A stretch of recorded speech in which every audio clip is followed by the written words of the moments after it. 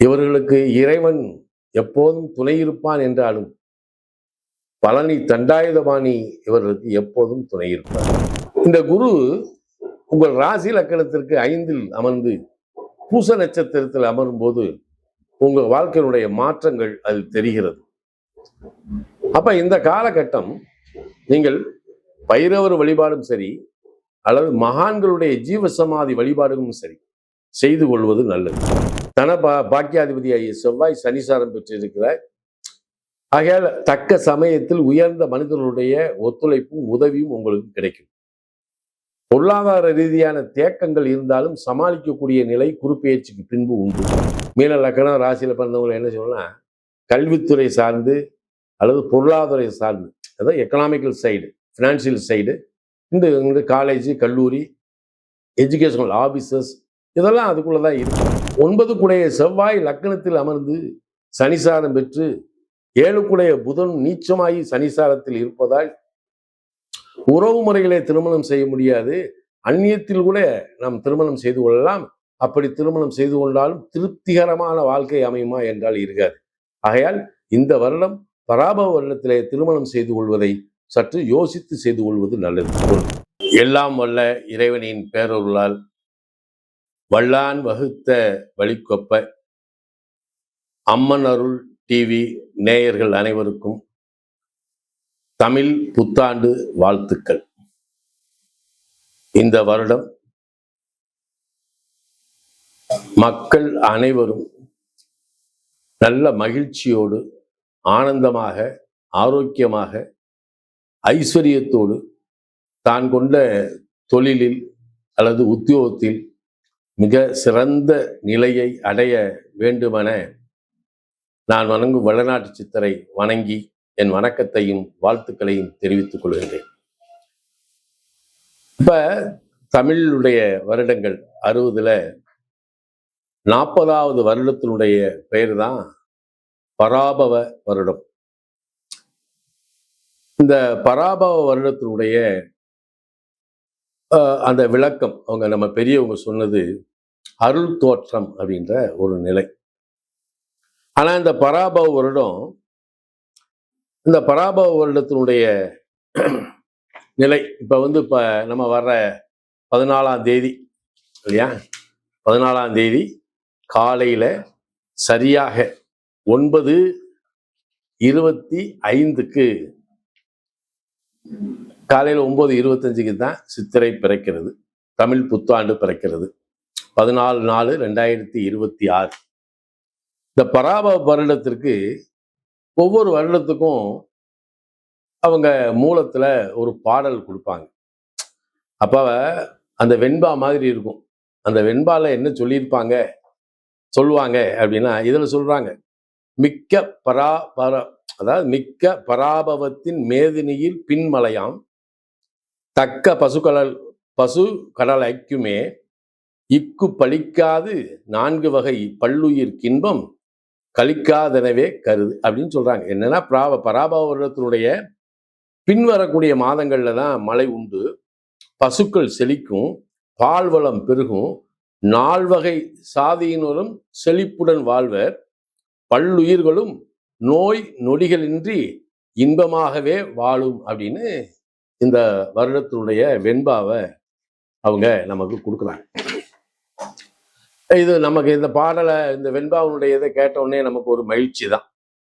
ஏன்னா இறைவனுடைய அனுக்கிரகத்துல எல்லாருமே நோய் நொடிகளின்றி தொழில்துறையில நல்ல மேன்மை அடைந்து நல்ல ஆரோக்கியத்தோடு வாழ்ந்தாலே. ஏன்னா இன்னைக்கு மக்கள் என்ன சொல்றாங்கன்னா, சாமி கைகால் சோகத்தோட இருந்தா போதும்ன்ற நிலைக்கு வர்றாங்க.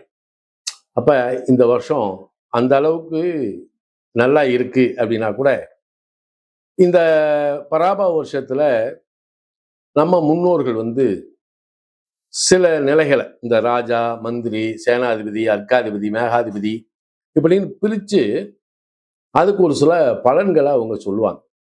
அப்படி இது இருந்தாலும் பஞ்சாங்க கணிதர் கொடுக்கறது தான்.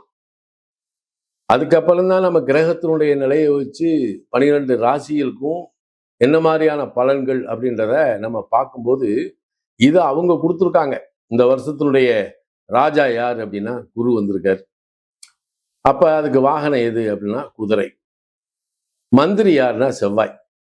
செவ்வாய்க்கு வாகனம் எதை கொடுத்துருக்காங்க? யானை கொடுத்துருக்காங்க. அதே மாதிரி சேனாதிபதி சந்திரன், இதுக்கு பசுவை கொடுத்துருக்காங்க. அர்க்காதிபதி சந்திரன், அர்க்காதிபதியும் சந்திரன், அதுக்கு பட்சி, இந்த பறவைகள் கொடுக்குறாங்க. மேகாதிபதி சந்திரன், இது மரம் செடி கொடிகளுக்குரியது. சசியாதிபதி குரு, பொதுமக்கள், மக்களுடைய வாழ்க்கையை பற்றி சொல்லுவது. சசியாதிபதி குரு, பொதுமக்கள். ரசாதிபதி தான் சனி, அது சர்ப்பம் அப்படின்னு கொடுத்துருக்காங்க. நிராசாதிபதி குரு, அதுதான் கிரகங்களுடைய நிலையை பற்றி சொல்றாங்க.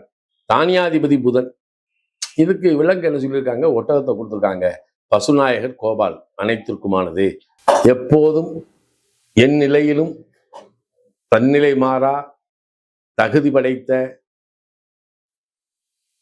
மீன ராசி லக்ன நேயர்கள் அனைவருக்கும் எமது பராபவ வருடத்தினுடைய தமிழ் புத்தாண்டு வாழ்த்துக்கள்.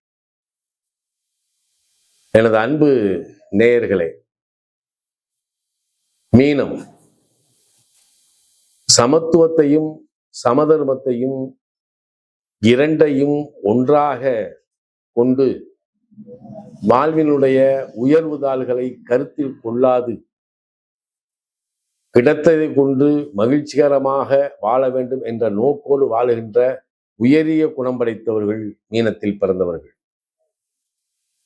இவர்களுக்கு இறைவன் எப்போதும் துணை இருப்பான் என்றாலும் பழனி தண்டாயுதபாணி இவர்களுக்கு எப்போதும் துணை இருப்பார். ஆனாலும் இந்த பராபவ வருடத்திலே ராகு 12 சதய நட்சத்திரத்தில் இந்த பராபவ வருடம் பிறக்கிறது. ராகு 12 இருக்கிறார். ராகு சுயசாரத்திலேயே இருக்கிறார். அப்படியானால் பராபவ வருடம் மிக சிரமத்தை கொடுக்குமா என்றால் இல்லை.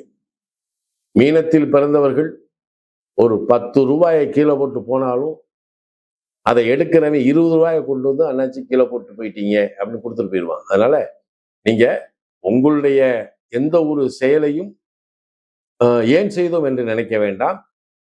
செய்யக்கூடிய காரியங்கள் எதுவாக இருந்தால் அது தாமதமாக உங்களுக்கு நல்ல சக்தியாக வெற்றியாக அமையும். அதில் மாற்றம் இல்லை. பல பேர் வேலையை முடிச்சுட்டு வெளிநாடு போகணும் அப்படின்னு ஆசை இருக்கும். முயற்சி உங்களுக்கு சித்திக்கும். நீங்க வெளிநாடு போகணும்னா போகலாம். உயர்கல்வி படிக்க வேண்டும் என்ற ஆசை இருந்தால் உயர்கல்வி உங்களுக்கு கிடைக்கும். நான் மீனத்துல பிறந்தவங்களை, மீன லக்கணம் ராசியில பிறந்தவங்களை என்ன சொல்லணும்னா, கல்வித்துறை சார்ந்து அல்லது பொருளாதார சார்ந்து, அதாவது எக்கனாமிக்கல் சைடு, ஃபினான்சியல் சைடு, இந்த காலேஜ், கல்லூரி, எஜுகேஷனல் ஆபீசர்ஸ், இதெல்லாம் அதுக்குள்ளதான் இருக்கு. அந்த துறைக்கு தான் போவோம். ஆனால் இப்போ மீனத்தில் பிறந்தவர்களுக்கு இந்த பராபவ வருடத்துல வெளிநாடு போய் வேலை பார்க்கக்கூடிய வாய்ப்பு நிறைய இருக்கு. போகலாம். ஆனா லக்கணத்துல பாக்கியாதிபதி ஆகிய செவ்வாய் சனிசாரம் பெற்றிருக்கிறார். ஆகையால் தக்க சமயத்தில் உயர்ந்த மனிதர்களுடைய ஒத்துழைப்பும் உதவியும் உங்களுக்கு கிடைக்கும். பொருளாதார ரீதியான தேக்கங்கள் இருந்தாலும் சமாளிக்கக்கூடிய நிலை குரு பெயர்ச்சிக்கு பின்பு உண்டு.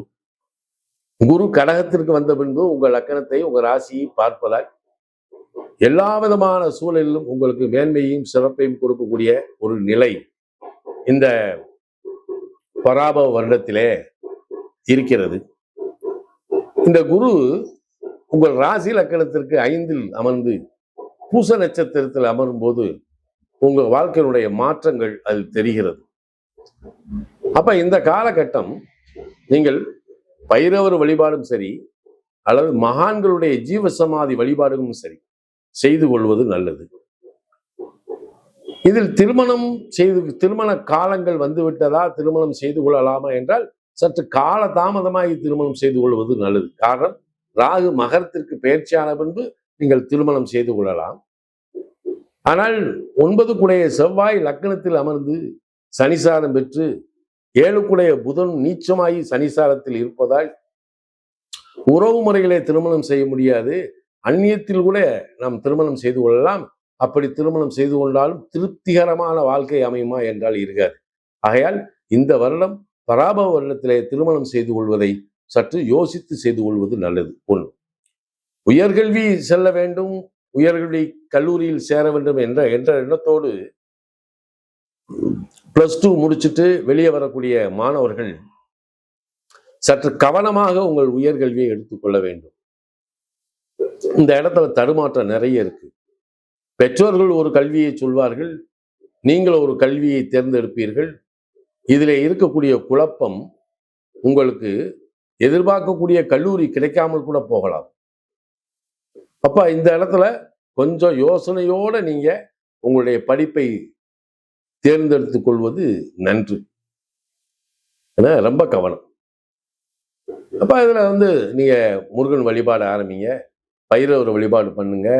அதே நேரம் ஜீவசமாதியில் இருக்கக்கூடிய மகான்களுடைய ஜீவசமாதி வழிபாடு இந்த பராபவ வருடத்தினுடைய நிலையிலே உங்களுக்கு தக்க மாற்றமும் முன்னேற்றத்தையும் உங்களுக்கு தரும் என்பதிலே மாற்றமில்லை. அரசாங்கத்துறையில் இருப்பவர்கள், அதாவது பொருளாதார இந்த அரசாங்க வேலையில் இருக்கிறவங்களுக்கு பூரா இன்கிரிமெண்ட்டும் பொருளாதார வளர்ச்சியும் கொடுக்கக்கூடிய வருடம் தான் பராபவ வருடம். அதை சரியான முறையிலே நீங்கள் முதலீடு செய்து கொள்வது அல்லது இன்வெஸ்ட்மெண்ட் செய்து கொள்வது நல்லது. காலங்காலமாய் பூர்வீக சொத்து பிரிக்கப்படாமல் நிற்கின்ற பூர்வீக சொத்து இந்த குறுப்பெயர்ச்சிக்கு பின்பு பிரிக்கப்பட்டு உங்களுக்கு சேரும். அதில் உடனே வீடு கட்ட வேண்டும் என்ற எண்ணம் உங்களுக்கு வரக்கூடாது. சில பேருக்கு அந்த இடத்த கையில் வச்சுக்கிடவே முடியாது.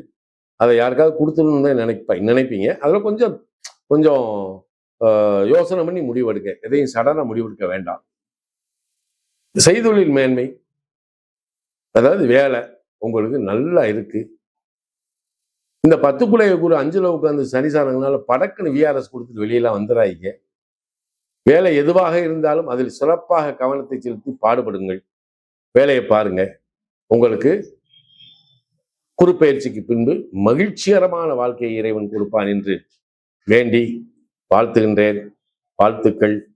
பராபவ வருடம் உங்களுக்கு எப்போதும் நன்மையை அளிக்க வேண்டுமாய் வேண்டிக் கொள்கின்றேன். நன்றி. வாழ்த்துக்கள்.